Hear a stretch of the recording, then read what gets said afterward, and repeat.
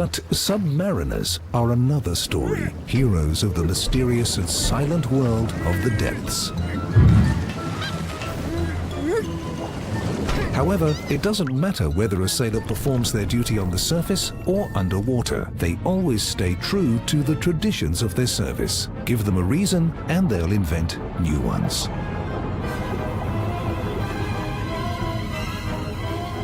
Here's an example. When embarking on long cruises, which are usually secret and last several months, a submariner might write some letters to their family before departing and hide them all over their house, thus setting a sort of quest for their relatives. They take care, of course, to make sure that sensual messages for a beloved spouse remain out of the reach of young children. Another custom, observed on diesel submarines, prohibited any kind of physical training when the boat was in a submerged state. The explanation was simple: saving the oxygen that an athlete actively consumes during exercise and turns into carbon dioxide. Furthermore, a dumbbell dropped on the floor could potentially disclose the location of a submarine on combat duty.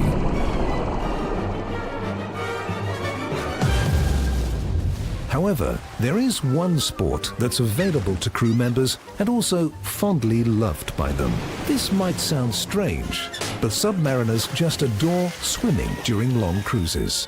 If the tactical situation and weather allow it, the submarine surfaces and the commander permits the crew to swim in the open sea and tan. At the same time, an observer armed with a rifle,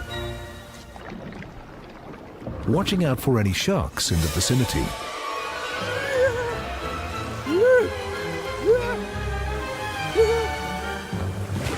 While there would be little point in firing at them if they appeared,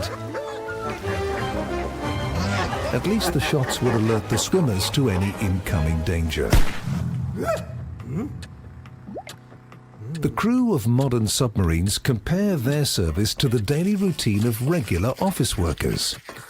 You wake up, have breakfast, go to your workstation, sit and stare at a display for hours.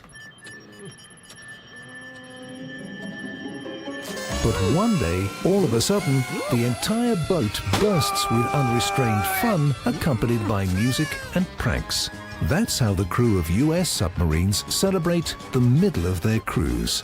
The festivities reach their peak when sailors bombard their favorite crew member with custard cream pies. The rank of the lucky person doesn't matter. If the crew decides that you are the best fellow on board, you're getting a pie in the face. By the way, in the US or British Navy, in order to become a good fellow, you first need to obtain your fish. That's how sailors call the insignia of a qualified submariner. To earn it, you need to undergo a 1-year training program, complete a combat cruise, and know the ship inside and out. By the way, the dolphins that are shown on this insignia are there for a reason. In the 1920s, the way in which submarines submerged and surfaced reminded people of these animals because they needed to come up to the surface from time to time in order to replenish oxygen reserves and charge batteries.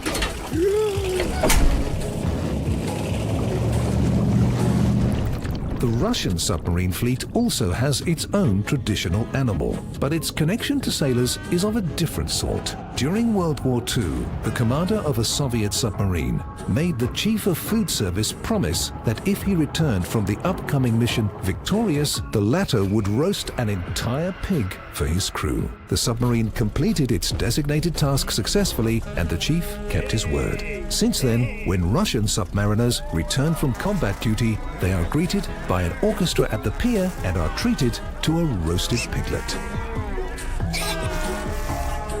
That's how submariners are. Mysterious on the outside, cheerful on the inside.